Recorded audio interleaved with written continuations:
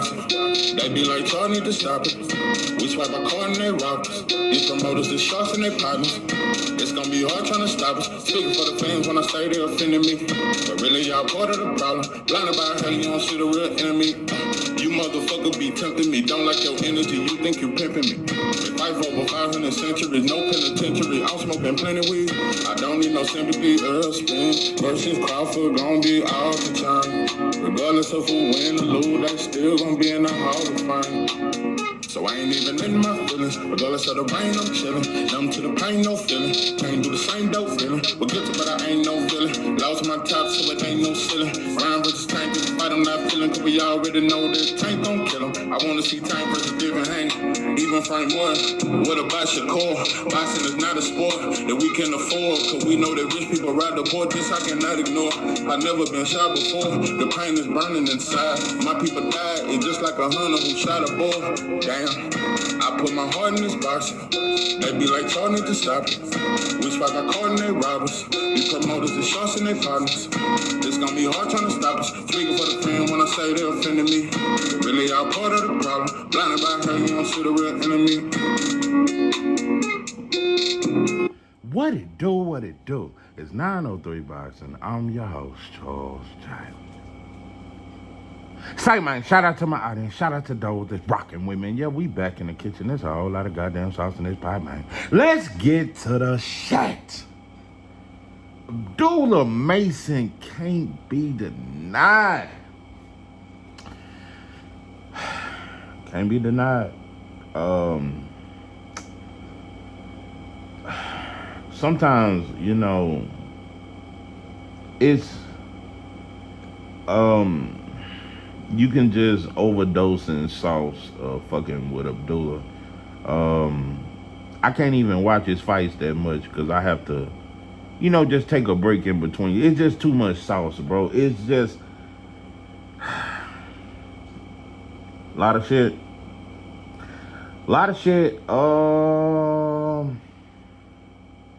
I just gotta be honest, bro. It's looking bad out here. Ooh, it's looking bad.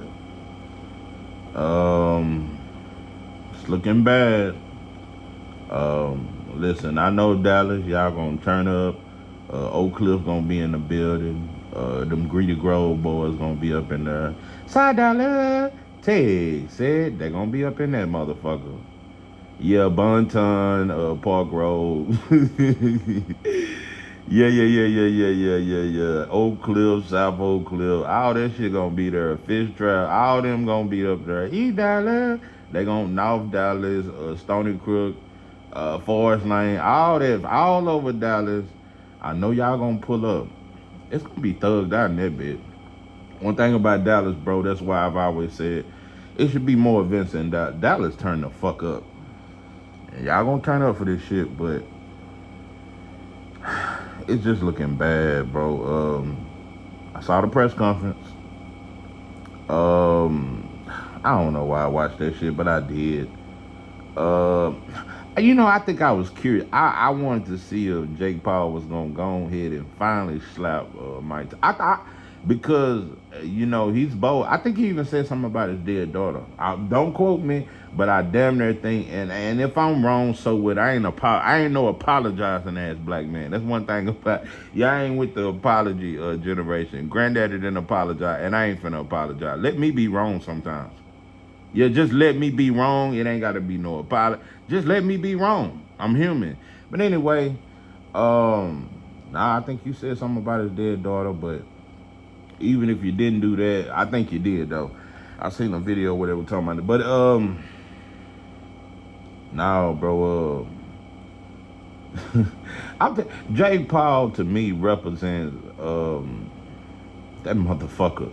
I'm telling you, he greater than Eminem. I'm just gonna say it. Eminem waited 20 years before he said he was better than black rappers. Now, Eminem, Nas is a god to Eminem. That's his god, bro. Pac was his fucking god. It wasn't he didn't have no white boy gods. Now pimping, Eminem, No, Pac was his god. Nas was his god. Snoop Dogg, them was his gods. If he had never heard them, he would have never picked up a pen in the pad. He wished so badly he had rhythm like Pac and could make songs, you know, off the, well, hold on. Time to get back. Oh shit, that's my shit. Those respect to those who break their necks to keep their hoes in check, and those they sweat a brother majorly. And I don't know why your girl keeps paging me. She tell me that she needs me. See, hey, I'm just jamming shit like that. You know I get around. Eminem didn't never have that kind of sweat just to make some. Just the females can just. Like I say, bro, you don't never hear that shit in the back of 215s in the back of a Tahoe. But what I'm saying is, now, he done waited 20 years to finally, because he said it on a song. Yeah, I am the GOAT. Now, he waited 25 years to say that shit. Jake Paul is already saying with 7 fights that he's the greatest. But anyway, yeah, M waited, and I don't respect that shit. Now you waited 25 years to finally say you the GOAT, and now you better than everybody, and you the GOAT, and you the GOAT. You a visitor, bro. Just like Lord Jamar said, you are a visitor. You could never be the GOAT of a motherfucking thing in hip hop. You just a very good rhymer. But anyway, Jake Paul a different kind of he a different white. Jake Paul, that motherfucker, he look at, you know, Benjamin now. No. Nas and Pac is Eminem big homie. Even now, that's his big homie, bro. Those are his gods. Nah, bro, Jake Paul guys is Reagan them, the Bush, Big Bush and Little Bush. No, them are his kind of guys. Yeah, Adolf and them. Yeah, them is his guy. Like, no, he has white guys. Jake Paul, he may hang with black people, and a lot of black people taught him how to fight and shit like that, but he has white guys. That's the difference between him and him. So what I'm saying is, Jake Paul represents a movement for some. That I'm talking about. You remember that song? I'm proud to be an American, but at least I know I'm free. That's him. That's him with his hand over his chest. No, Jake Paul is a real American white boy. M wasn't that. Nah, bro. M used to try to act black and all that shit, but I'm gonna leave all that alone and then turn around and call white black women monkeys and nappy head and all that third. But I'm not gonna get into all that. But what I'm saying, Jake Paul represents the everyday white boy. No, Jake Paul is a representation of just your everyday white boy. Motherfucker. I don't think there's ever been a greater inspiration to white people than Jake Paul. No, bro. No, cause you know Trump was too ignorant. He was a good businessman, but now Jake Paul is he's a symbol to all just white boys that just live an everyday life that you can overnight get in the ring with a black fighter named Nate Robinson, an ex-NBA player, and knock him the fuck out and become a star. And then get a fight with one of our top UFC fighters in Tyron Woodley and knock his ass out, and then turn around and get the snatch Floyd cap out. I'm gonna tell you something, out of anything Jake Paul has ever done, it wasn't a Nate Robinson knockout, it wasn't a Tyron Woodley knockout. When he snatched Floyd cap off the top of his shit, there was nothing more viral than that. That's what put Jake Paul on. Cause you know what, it was symbolic. If you ask me, it was him saying, bro, Jake Paul, I don't look at you like shit. Like I said, bro, M look up to Bud Crawford. It's black men. No, I'm gonna tell you, people act like M just a real white boy. M really, it's a part of him that damn near wanted to be a blood or Crip coming up. He done said the N-word several times with the N-I-G-G-A. So we can smoke, drunk, and smoke weed all day. It don't matter if you're lonely, baby. You need a thug in your life. Them busters ain't loving you right. That's the sauce he wish he had. But what I'm saying is, Jake Paul snatching Floyd a piece off the top of his shit. It was symbolic of give a fuck how much money you got. I don't give a fuck how many pay-per-views you done sold. And yeah, you whoop Conor McGregor. And yeah, you whoop Pacquiao. And yeah, you done had some of the biggest fights we've ever seen. But you just another boy to me. Most whites won't admit, and Jake Paul admitted. I think if a reporter asked him this question, he admitted most whites in this country are very proud of their ancestors, and they believe in upholding those rules, upholding those teachings, upholding those beliefs. They may not believe in the same method that they did as far as hanging and calling you the N-word out loud and not hiding that shit. No, it's a different method to it. But 99.9% of all whites, even the brokest of the brokest to the rich of the rich, they are proud of what their ancestors did. And they don't have shame in how black people were brutalized. Not just black people, but people all over the world, but particularly black people in America. It's not a shame to them. There's nobody in the world that feel more American than the average broke white boy that's living in a trailer park, smoking up methamphetamines. What I'm saying is, bro, he is an example to them. He's an example to the everyday milk-head white boy that done lost all his mouth, black his shit. But what I'm saying is, he's an example to that shit. That no matter how broke I am, look, I said, no. This is Jake Paul to white folks all over the just everyday white. No matter how broke you are, even if you got both your legs gone, you still better than Michael Jordan. In America, you are. No. You got $2.37 and a jawbreaker in an envelope. That's all you got to your name in a beat up truck that just won't start. It starts every 4 days. But what I'm saying is, it's white boys that's going through that right now, but they still feel like they better than LeBron James. Because a cop ain't gonna shoot him in his fucking back. Because he's white and you not, and you can't be, and you property, no matter how much money you got.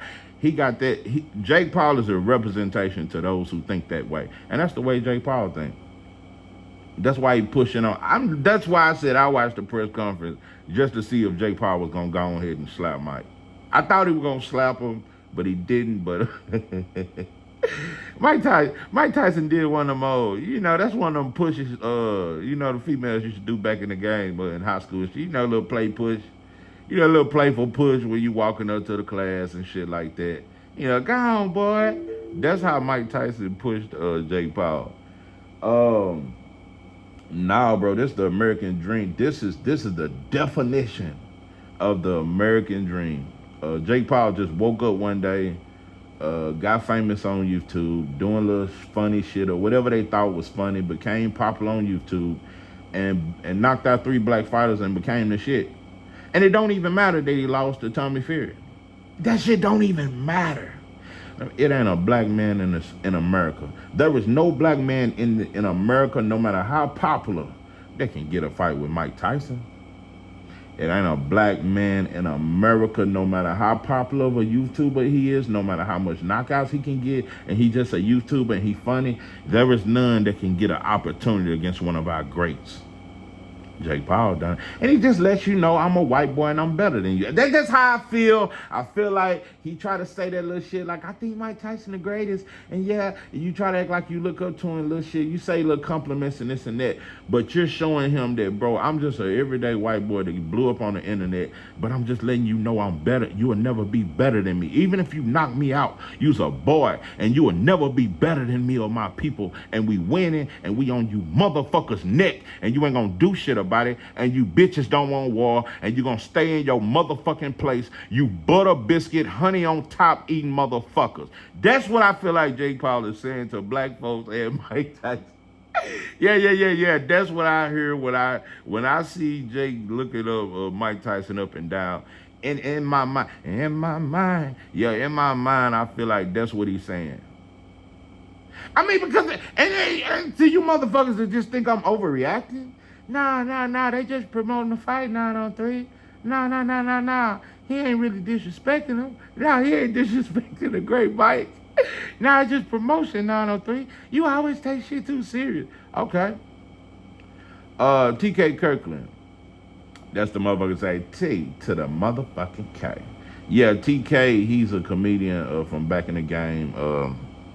Yeah, he the one that take credit for everything that ever happened in comedy. He was there. He seen it.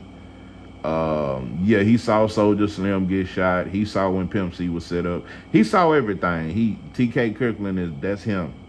He's a street dude slash drug dealer slash comedian slash entrepreneur.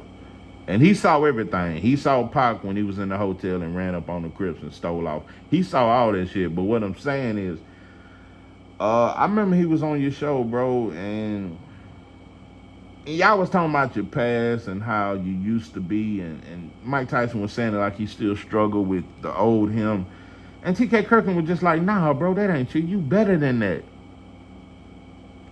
Mike Tyson looked at him and said, who the fuck are you to tell me who I am? You look at me, you talk to me, and you just look at me, you tell me who I am. Who the fuck you thought to tell me who I am? You don't know who the fuck I am. And TK Kirkland was like, nah, my bad, bro. Like he was just trying to tell him, like, I think you strong, bro. You a great person, bro. You can overcome any of this. Who the fuck are you to tell? I'm talking about check the shit out of TK Kirkland, a big dude. But anyway, he checked the shit out. And he done checked a lot of black folks. In particular, yeah, Boosie. Yeah, I remember when he checked Boosie, had him shaking in that chair. You know that boy got diabetes. Done ran the boy sugar up. I remember when you checked Boosie. No, bro. I remember when you was damn near finna jump on that boy.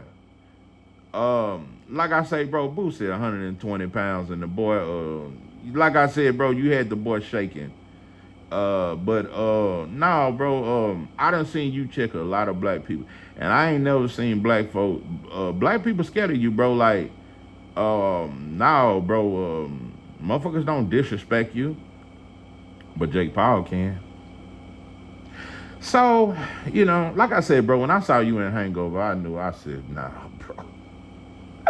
When I saw you you grabbed a microphone and you started singing, you was the only black person at that all-white party in Hangover, and yeah, it was a cool little movie, but what I'm saying is, bro, you lost your way alone. I don't know if it was Cuss, like I said, I don't know if it was when you was with old Custom out and he took you in. Black folks do that. When white folks do for something for us, we feel like it's our goal for the rest of our life to show our appreciation to white folks. But anyway, nah, bro, he don't respect you. He don't respect you, and it's just quite embarrassing. 60 years old. But I will say this is the first time in a long time a black fighter is fighting a white fighter and the white fighter getting booed. Been a long time since I seen that. But yeah, that's one of the last celebrities that black folk. I'm gonna tell you something. It's very few motherfuckers that can do no wrong in the eyes of black folks. Drake, Mike Tyson, Michael Jordan. No, these are the only black folks that damn near can do anything and we'll still. I'm gonna say R. Kelly, yeah, R. Kelly, Michael Jordan, Mike Tyson, yeah, them Michael Jordan. It don't matter how much you say he don't fuck with black folk, we still gonna buy the shoes. So what I'm saying is, it's by 5 or 6. That's how strict we are as black people. It ain't but 5 or 6 Negroes in this entire country that can damn near do anything, and we accept it. Mike Tyson is one of them. Mike Tyson is one of the most loved black athletes. I think he more loved than Ali, if you ask me. Ali was never loved like that, bro. Ali was not. Motherfucker just waited till he couldn't talk no more to say he was great and he was tough. Now, he never got his flowers when he was coherent and could talk his shit and he was confident, and a white boy never put fear in his heart, and he always seen himself as higher and knew he was the original man. So I'm just saying, Mike Tyson, I don't think he no original man, bro. See, Ali knew he was the original man. See, it's a big difference, but what I'm saying is Mike Tyson is way more loved than our culture because the rap. And another thing about black folks, when you're a celebrity, if rappers fuck with you, that's that Tank. All the rappers look. But I will say Tank ain't made it to that level, to the Mike Tysons and Michael Jordans. No, he up there, bro. But it's a lot of people don't like Tank. A lot of black fans don't like him, but 99% of all black fans love Mike Tyson. Just black folks, period, love Mike Tyson. Mike Tyson is very loved, bro. Very loved in our community. I'm telling you, bro, them sex cases or nothing. And I ain't saying whether he did. I'm just saying, like, when it comes to certain black folks, we damn near don't give a damn what you do. I'm telling you, it's damn near like the, like the uncle that had money in the family, like, motherfuckers damn. let me get out that. But when you're a certain individual, you can get away with shit, and motherfuckers will cover for you. But Mike Tyson, one of them. So. Yeah, he one of very few. It's 5 black folks in this country that can damn near do no wrong. And he one of them. But it is what it is, bro. I'm just saying, bro, it just look bad, Mike. It look bad, bro. But like I said, bro, you one of them that said M is the greatest, bro. I'll never forget when he sat on your couch, bro. He one of your gods. Yeah, Custom Model, Eminem, yeah, them are your gods. So, yeah, I just, I done got into the guy. No, like I said, Jake Paul, his guys is, J. Edgar Hoover now. Yeah, them is his guys. But Eminem guys is Nas and Pac now, and like I said, so. It's a difference. So Jake Paul, he represents for the everyday white boy. He's a representation for. I'm telling you, white boys finna start fighting us on the job. I'm telling you finna start seeing some weird shit. If Jake Paul knock out Mike Tyson, you gonna see more shit like that shit in Alabama. So I don't know, bro.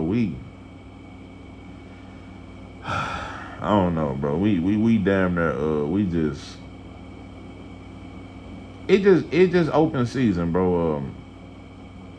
It's open season. You motherfuckers soft. Yeah, you motherfuckers soft, and like I say, without that pistol, a motherfucker slap you in your motherfucking mouth. Anyway, Christian and Beasley, I think you good, bro. Another thing I want to point out, I talk a lot of shit about Tank, but I just want to point out contradictions. Boy, they cried. They cried for, and I'm gonna tell you something. Derevchenko, one of them fighters. He one of them European fighters that I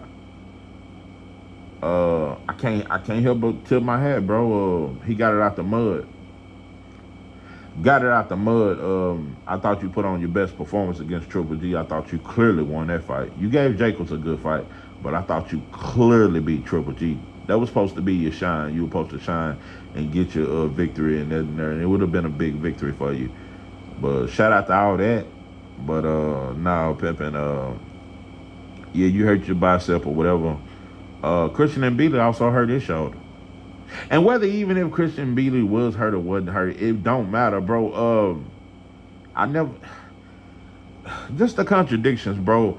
The way they just tried to take the credit away from Beasley. I mean, but you got to look at Derevchenko, how he finished this fight with a shoulder. And Tim, Blaine, Rozier, you should stop this fight. So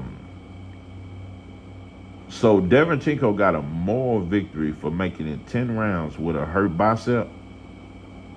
Meanwhile, Pitbull Cruz, he became a star for putting up a decent effort against a Tank with one hand. We ain't gonna talk about that. We ain't gonna talk about the bravery of Tank. I didn't hear none of that. Oh, and Tank got such heart, and he fought with one arm. Cruz shouldn't have got no credit for the little bullshit body punches he landed here and there. Then why did Cruz get so much credit for fighting an injured Tank, but then Beasley not getting credit for fighting Derevchenko? So it's just amazing how motherfuckers see the same picture, but when you see anyway,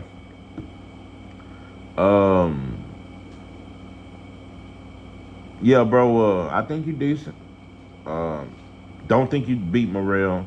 I think you and Benavidez is very interesting.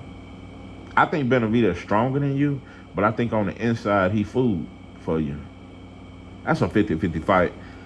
But I'm gonna tell you, motherfuckers talk that David Benavidez shit, and I'm gonna tell you the two fights, and I don't give a fuck about Canelo, and I don't give a fuck what he do. Just wanna put that out there. I don't give a fuck about his career.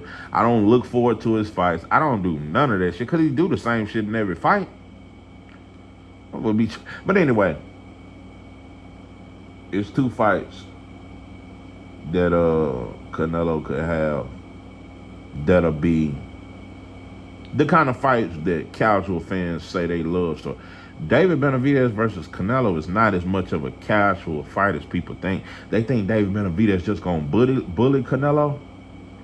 For one, David Benavidez don't really got an inside game. It's a lot of shit. No defense. It's amazing how they got talking about how Billy got hit with so many. For one, Devin Single got very good timing with that right hand. Very good timing.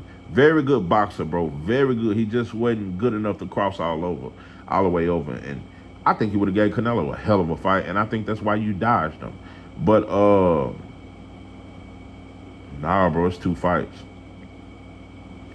It's two fights where Canelo would be forced into a war. It ain't that. David Benavidez will not force that war. Mark my words, bro. David Benavidez will not make it a war against Canelo. It won't become a war, bro. It'll be a way slower fight than what you think. It's gonna be way more patience, shit like that. No, bro. It's two fights for Canelo that's action packed that he ain't never gave us. And one of those opponents is Mbili. Mbili. You can try to say, oh, he be wide open and Canelo land the uppercut on the inside. This and that. Yeah, but I want to see how Canelo gonna react to them goddamn hooks and left hooks and right hooks and uppercuts that he throw. I really want to see because I've never seen it. Yet Triple G tried it in the first fight, but he was unsuccessful. And plus, he didn't have the style. We have never seen Canelo bullied. We've never seen him forced into a real fight. And Billy gonna force that fight. And people keep telling me, well, Canelo got a great chin and he hit hard. But I don't know when Canelo because when you get in a fight, you can gas out early. I want to see what does Canelo look like when you've been in a real war, blow for blow, and you gassed out. Where is that? I want to see how you react. I want to see how you react when somebody try to really bully you and really force that fight on the inside. That's one opponent in Mbili. And the other opponent, I'm not even a fan of him, but Arthur Beterbiev. Those are the two fights that's a much better fight than the Benavidez shit. That Beterbiev fight, that's very interesting. That's a hell of a fight. I can't lie to kick it. Canelo versus Beterbiev is a motherfucking fight. That's a hell of a goddamn fight, and I don't think people talk about it enough. I think Canelo get too much of a pass because I don't think he struggled making 175, and it was some cool shit. Long as he coming off undisputed and he's the shit. But he picked on Bivol and thought that was easy pick'ems. And found out Bivol is way too fundamental for you, bro. Way too high of a ring IQ for you, bro. Made you look like a C-level fighter. Just outskilled you, bro. And you jump back down talking about it didn't feel comfortable making you can make 175. Beterbiev is the fight. Beterbiev versus Canelo. It's a better fight than Benavidez, bro. I'm just telling you, from a stylistic standpoint, bro, that fight is a motherfucker. And Canelo got action against Beterbiev. I don't think Canelo is the shit, but I think he good. He got action against Beterbiev. He got a better chance of beating Beterbiev than trying to rematch Bivol. You won't beat Bivol. But Beterbiev gets hit, and he don't have the best chin. Beterbiev does not have the best chin. I seen him hurt by lesser opponents, but that shit that Beterbiev throw, I don't know if Canelo could stand up to it. So these are two opponents, if you ask me. Everybody want to see them exposed. That's why people calling for Benavidez, because you think that's going to be the one to expose them. It's two opponents. I think Morrell from a skill point and with the power would beat Canelo. But when you talk about somebody that could probably take his heart, you talk that shit, you can try to say the boy don't have that much experience, but Billy can take Canelo's heart from him. Belanga got a puncher's chance, but he's not gonna bully Canelo. He don't have that kind of style. He may land some and catch his ass. Mbili and Better Beef are the two fighters that you might see Canelo. I'ma say the wildest shit one of the wildest things I've ever said since I've had this channel. Mbili and Better Beef are the two opponents. Well, Canelo might not get off his stool. No mas. I'm telling you, and I'm saying it, I think Canelo got a little quit in him. I don't know, maybe it's my third eye, maybe it's just because I got too much motherfucking sauce, and this sauce will forever remain. All I'm saying is the boy look like he got a little quit in him. Yeah. I damn near, at this point, I think he got a little quit in him. Because I'm telling you what I know. He looked like he wanted to quit against Bivol. And Bivol did not step on the gas. I got to say that. But I respect it because he stayed this. Bivol could have stopped Canelo. Bivol could have made him quit. Canelo had no confidence. He took his will from him, took his heart. You want to talk, Floyd just made him look stupid and made him realize he wasn't a skilled fighter. Bivol took his heart. Bivol took his heart. Bivol made them little bullshit left hooks to the body, left hook up top, look amateurish. Bivol took his confidence, took him. He could have finished him, bro, but he just stayed disciplined and went with the game plan. Bivol could have took his heart for real. I seen in that fight he had a little quit in him. Better Beef and Mbili, with all them punches in Mbili throw, and it's with mean intentions. You can talk about how good Canelo chin is. After 78 right hooks, bro, and left hooks landed on your shit, bro, them legs gonna weaken, bro. Look how weak Derenchenko legs they got from them body shots. I'm just telling you, Mbili and Better Beef are the two fighters that I could see making Canelo quit. I could see Mbili making Canelo quit. Or stopping them. These are the two opponents that I could see stopping them or making them quit. And Mbili is relentless. I'm telling you, it's going to take more than an uppercut or two, bro. It's going to take a lot to stop, and you would have to knock out Mbili to beat him. That is the only way Canelo beats Mbili, bro. You got to knock him out. I don't know if he can. And what about the damage you going to take? You going to take some shots, bro. That's a fight we gonna see. We definitely against Mbili. You gonna see Canelo gas out. Clembuterol or no Clem. That's one of them. You gonna see him gas out. You gonna see him gas out. But those are the two opponents, bro. Mbili dangerous, bro. He dangerous. You get all that he get hit too much, bro. Munguia get hit way more than that shit. And y'all didn't say that bullshit when he fought Canelo.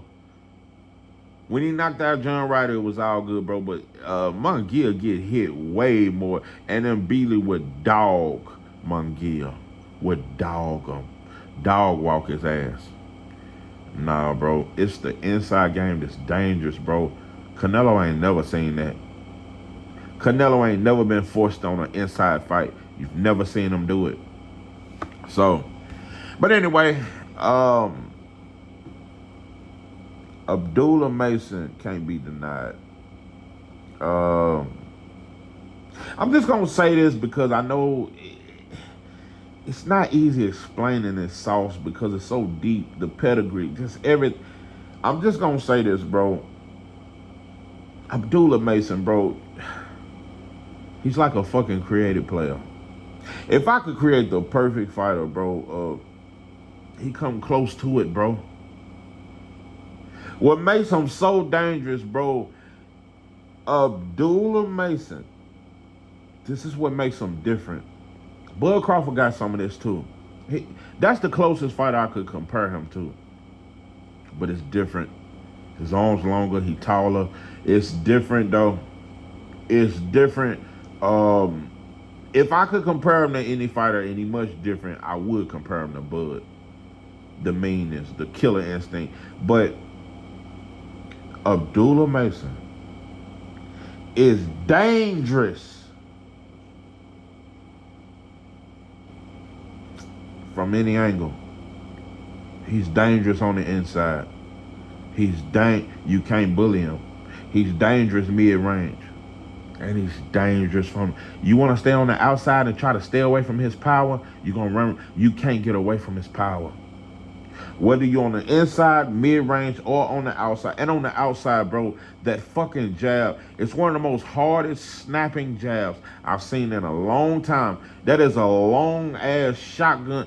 That is a fucking long-ass hard jab that he throw from long range, from the outside.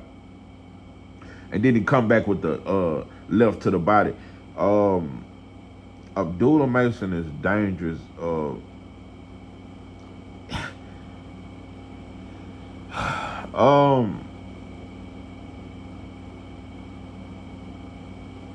It ain't nothing I ain't seen that he can't do.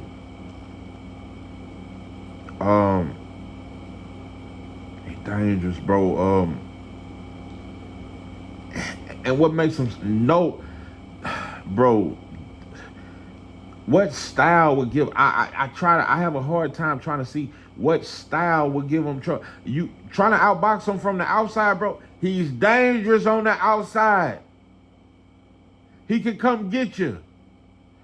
And if you try to come forward and walk him down, he throws a left uppercut from mid-range, especially he throws a counter left uppercut as you coming forward. That should have sleep you. That should have leave you where you standing. You don't want to walk him down. You don't want to fight on it. He'll fight. Abdullah Mason is the nicest killer I've ever seen. Nice smile. He's a fucking savage. Abdullah Mason is a fucking killer, a fucking monster, a savage. He brutal, bro. Abdullah Mason is one of the greatest young talents I've ever seen. Abdullah Mason. I said in a few videos ago that he can be the man to beat Tank in 2 years. Maybe in a year, though. But I'm going to say 2 years. But also in 2 to 3 years. Because I don't think Devin beats Boots. I don't think Shakur beats him. I don't think Tank beats him. Abdullah Mason is the man to beat Boots. Abdullah Mason is the man to beat Boots. Listen, bro, Boots outside of Bud is the #1 pound-for-pound fighter in boxing. Abdullah Mason is, Jerome Boots Ennis is the most spectacular fighter in boxing. Jerome Boots Ennis is the greatest show. But if there was ever a fighter, I love Shushu. And Shushu is up there. He's in all these conversations, bro. They naked. I think Abdullah better though. Abdullah better than Shushu. I love Shushu, bro. And it ain't easy to say Abdullah better. I've just seen it, and I may even kind of almost like Shushu more. I really like Shushu, but I'm starting to like Abdullah more. Abdullah better. He better than Shushu. He better. He fucking better. And I'm getting tongue-tied. I done talked about the range, which is dangerous. You don't want to be on the outside because that long-ass jab going to catch you, and it's very snapping, and he coming behind it with the straight left. You don't want to be on the inside. You don't want to be mid-range, bro, but not only that, bro, his punch placement, the way he places shots, the timing, it's the ring IQ, bro. He's young, bro. He ain't but 19, 20, but he don't fight off reflex. He don't just fight off, I got hand speed. He's timing you. He's looking at what he's doing, bro. He's measuring these shots, bro. The way he measured them fucking shot and its accuracy, bro, is just too fucking damn. You better not try to get in the ring and bully him. That's the worst thing you can do, bro, is try to bully him. You, bro. Every opponent I've watched do the same thing. Whether they try to bully him or whether they try to outbox him or just be tricky, I've watched the same reaction in the first round when they feel his power, the whole fight change. That's why I say Abdullah don't have Tank-like power, but he got devastating power in both hands. He got devastating. I want to say it again. Devastating. He got can change the fight at any moment kind of power, bro. When they feel his power, they don't want no more war, no moss. They don't want no more smoke, bro. In the first round of every fight I've ever seen them in, bro, when they feel his power, you see their body language immediately change. And they retreat. They get in the survival mode. I want to know, bro, first you got to show me you can take his power. Then you got to show me, bro, you can outthink him. He got a high ring IQ. You got to show me you more athletic, bro. It's just levels, bro. He do everything too fucking good. Abdullah Mason, he do everything too fucking good, bro. One of the best fighters I've seen in a long time. Devin, my favorite fighter. Abdullah is better. Right now. I said it. He better, bro. Abdullah is one of the best fighters I've seen in a long time. Abdullah,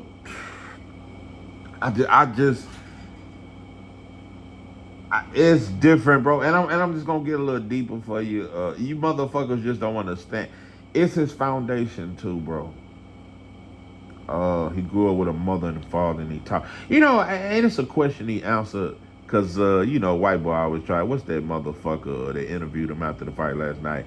You know, you don't really talk a lot of noise and this and that, and they always want fighters to do that, but I understand. They try to act like he understand. What I need from you is understanding. And all that shit there. And Abdullah said, well, I don't need to do that. My performance speaks for itself. And he said, and also I have a mother and father. And basically he got to basically saying, I was raised a certain way. I have a foundation. It's the closeness and the brotherly bond he has with his brothers. It's the way he listens to his father. It's the humbleness in him. It's the way he is. His belief in his faith. Even though I'm not a religious man, I can respect a man's belief. And if it's making you become a better man, it's helping you become disciplined. It's helping you live a better life and focus and stay away from the bullshit. I can respect that. Abdullah is a very devoted Muslim. Young, 20 years old. But he fight like a veteran. His father, everybody, he got a foundation, bro. It's gonna be very hard for most of these fighters, bro, that's great outside the ring shit happens. Like with Earl, like with a lot of fighters. And they don't reach their full potential. Abdullah Mason will reach his full potential. I dare anybody to fight him. And old Emilio, and I know y'all trying to build him, and that's Fernando's son, he better stay the fuck away from Abdullah. Abdullah baptize him. And he know that. Abdullah knocks T.O. out right now. Nah, bro. Like I said, Abdullah Mason right now beats every champion at 140.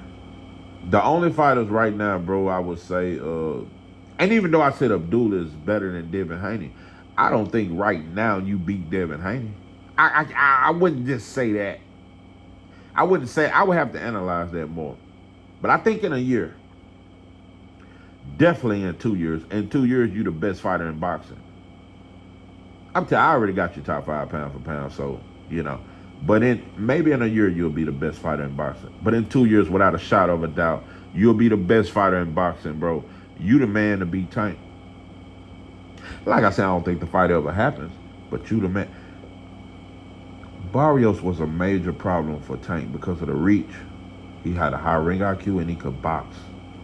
Imagine a fighter in Abdullah that got a higher ring IQ, that's even longer, that's a little bit taller, that's a southpaw, but he got devastating power.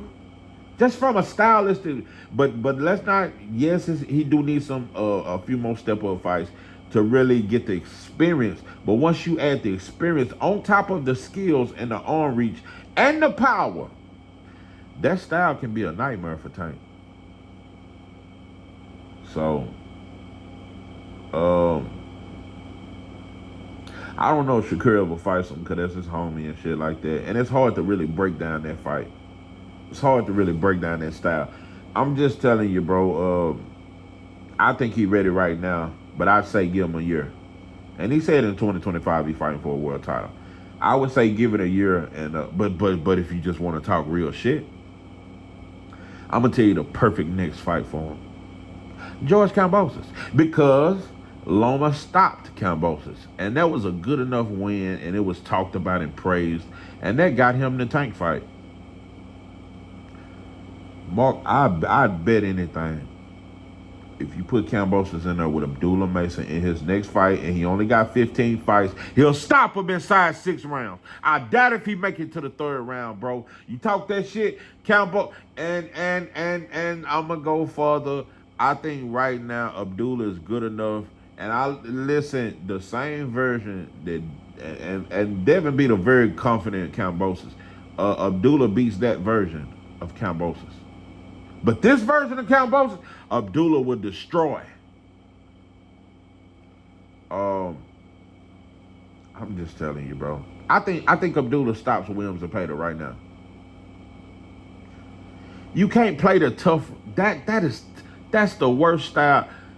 Abdullah Mason's style is a nightmare for a Zepeda. Once you come in and you feel his power, bro, and you realize you can't bully him, but you don't know how to fight on the back foot, what else do you do but go for broke or fold or try to fight for survival? These are questions he gonna make you answer, bro. I'm just telling, it's just too much motherfucking sauce, bro. And like I said, bro, you motherfuckers done fucked it. You just, and like I said, Shushu up there too. You ain't seen too much like Shushu in a long time, bro, but Abdullah just got more tools. He got, and the length. I keep bringing it up. You don't see many fighters with that kind of reach, but know how to really use it and just execute the game plan, bro. He just dangerous from every part of the ring, bro. Whatever you want to do, he got an answer for it. He got a strong team, a strong bond with his father. He got 3 or 4 brothers. They work out together. They eat together. I just love it, bro. I just love. You don't see that these days. Nowadays, brothers fuck each other, baby mamas. I told you. I tell you, these females, they be loving that shit, fucking brothers now. That's the shit. So, yeah, brothers fuck each other, baby mamas and shit. When you go to jail. So, but yeah, it's good to see you. It's good to see you have a brotherly bond with your brothers. It's dope shit. You're strong. You have a strong belief in Islam, and I respect that.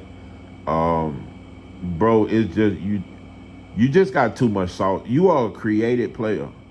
I'm gonna say Abdullah is like a fucking, if I could create a fighter, bro. If I could just create a fucking fighter. And like I said, bro, Bud got long arms, bro, too, but Abdullah got very long arms, and he's 5'11", but he can fight at 135. It's just too much, bro. It's like a cheat code. It's just like a created player, bro.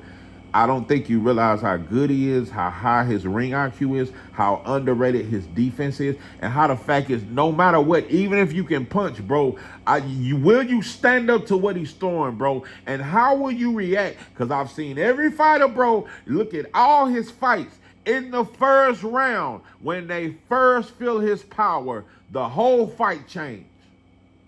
That's real power. I'm going to say, like, Tank is a harder punch. I'm going to say, Tank power ain't far off from Abdullah Mason power. It ain't just levels away from it. It's close. It's up there close with Tank's. But I think Tank is a more vicious puncher. But Abdullah's power ain't far off. He's one of the most vicious punchers in boxing. This is 903 Boxing. I'm your host, Charles J. With that, I'm out.